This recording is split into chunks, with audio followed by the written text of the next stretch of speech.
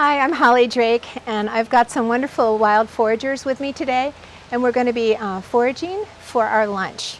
We're having a wild Italian lunch, and I wanted to just make this short instruction time for my students, and I'm including you YouTube watchers to join me, and I'll be basically talking about some really important instruction for beginning foragers. So that's all you guys, right? Beginning foragers. So I hope you join me, and I wish you could come and cook with us and go foraging. But basically, I just want to start with a scripture to let you know how wealthy you are. And there's a Bible verse that says, "O Lord, how many and varied are your works. In wisdom you have made them all. The whole earth is full of your riches." So I hope by the end of today you will feel really rich, and you'll be able to identify these riches.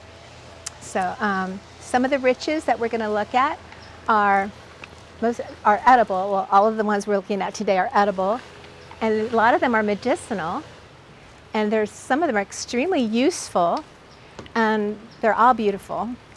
And then the spiritual aspect is just looking for the magic and looking for the fingerprint of God and His creativity in each plant that He has created. The scripture says that all of creation expresses His character. So I like to think of it as soaking God in from the outside in. And then questionable.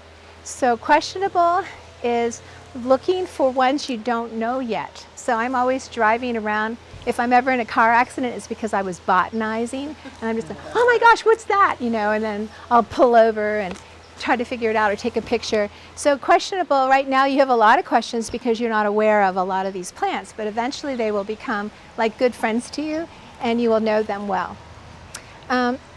There's another incredible scripture that says, let's see, I'm trying to remember how it begins. Splendid, no, here it is. Great are the works of the Lord. They are studied by all who delight in them. Splendid and majestic are His works. He has made His wonders to be remembered. So when I first met you, I asked you what your name was, and then I tried to say Ken or Tammy, no, not Tammy, Renee, and Jackie and Scott as quickly as I could, because if you do that, it helps you to remember, and you only value what you can name. So it's like that with people. If somebody forgets my name, it makes you feel kind of like, they don't really care about me. Well, I do. It's just that it takes repetition. So as I teach you about a plant, I want to hear you say, hi yucca, or hi plantain, or hi chickweed, or just constantly every time you see that plant, remember what its name is and what you did with it today. Does that make sense? All right, so we value what we can name. I want to tell you about something extremely important. Well, first I'll talk about the shuns, which is wild wisdom. And the first shun is preparation. And I asked you all to wear closed-toed shoes. Very good reason for that, because when you're foraging, you don't want to step on something that's going to bite you, or step into poison ivy. So there are some dangers in foraging, but it's not a big deal. It's like just being aware. Just like there's dangers driving, just because there is, it wouldn't mean that you don't get in your car. So it just means you just get a little bit wise, worldly wise, or plant wise. So in the preparation, another thing you want to do is, besides the closed-toed shoes, is wear a hat. And that's a really good thing just for the shade, and also for protecting from ticks and stuff. I love to use a insect repellent, because I don't want to have ticks, and so the ticks will not come on if you spray with, I use this particular blend of essential oils, and so I'm going to make sure you all have it, and just spray any place that you want on your body, and we'll just pass that around. So that's important as well. What else? Oh, having your baskets, your shopping carts, and having your clippers and all that, it's just all part of preparation. All right, so then location is extremely important. Hi, Danica. Welcome, welcome. So location is, you don't want to shop at a place that's poisonous. Who can think of some poisonous areas that you would want to avoid? You want to sit here, hon? Come join us. Okay, so would you want to shop underneath a Christmas tree farm? No, because all of the toxins that they pour on those trees to kill the bugs so the trees look good, poisons not only the tree, but all of the plants below it and all of the water in the water wells below. So it's extremely important that you can have an edible plant, but if it's in a toxic location, it'll be toxic. Does that make sense? You don't want to shop right next to the road, a busy road, because of all of the gas emissions and all of those toxins as well. So you can have a really tasty yucca plant right next to the road and it wouldn't be good for you. Okay, other places you don't want to shop. Well, it's important to know where poison ivy is, and I'm going to show you some of that today. And also rhododendrons are toxic, so if you're going to find an edible plant under a rhododendron, probably would be best not to shop for that one, okay? So it's just common sense. So we're kind of reclaiming common sense that used to be known by all of our ancestors. So you're going to feel like we've kind of reconnected or closed a loop. Identification. So Stella, I really need you to hear this. Never put a plant in your mouth unless you're 100% sure of its identity. And better yet, make sure ask your mama, say, Mom, can I eat this? Does that make sense? So it's not like 90% sure, you need to be 100% sure. And the good thing is that there's not a whole lot of toxic plants and poisonous plants. There are some, and we'll see some of them today. So learn those and become really familiar with them so that you can, everything else is either edible but not palatable. So some of them are, you can say, well, Holly, can I eat this? And I go, yeah, but it's disgusting. Or it has a lot to do with the way in which you prepare it. So, or there's just a part of the plant that's edible and the other part that's not. For example, do you all like tomatoes? Do you like to eat tomato leaves? They're poisonous. So it's just God is in the details. All right, so identification. And so when you're doing identification, you're going to look at the leaf margins and at the venation and at the structure of the branching, and you're going to look at just the entire stature of the plant. And so we'll be doing that as we walk about. And the last is multiplication, and multiplication is just being kind to other foragers. You don't want to just take it all.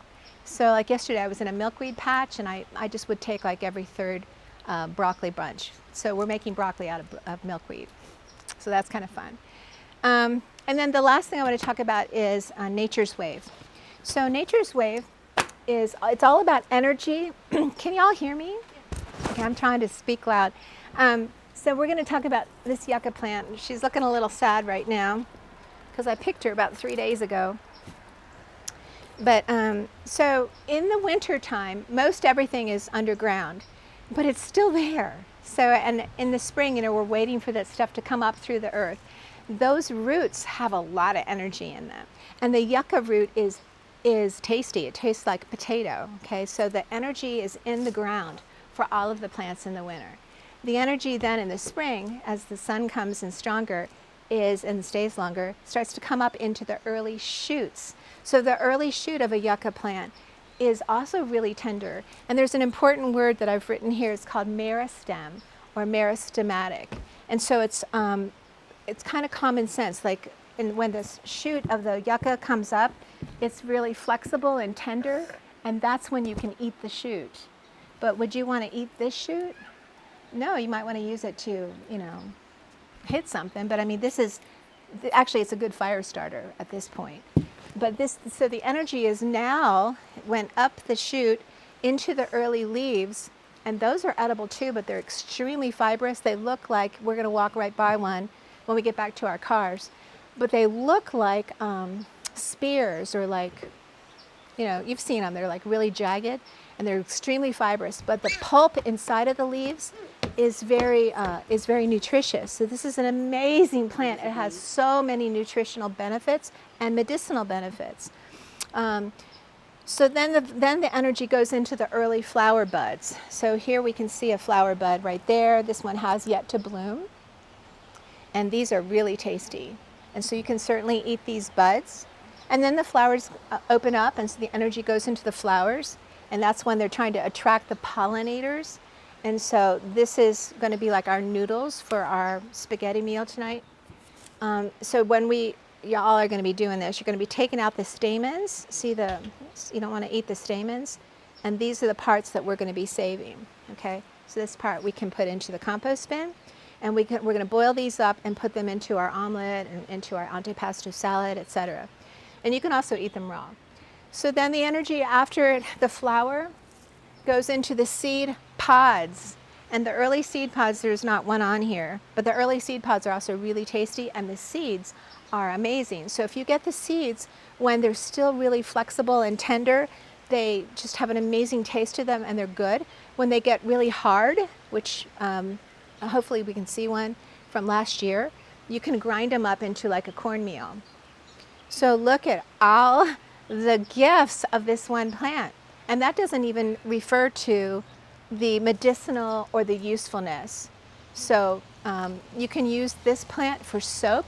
You take one of the leaves, and we're going to do this when we get over to it, the plant, and you just rub it really hard and all the fibers come out or come together, and then your hands will be really green and slimy and foamy, and it takes off tar and whatever. I mean, it's a really, really good soap.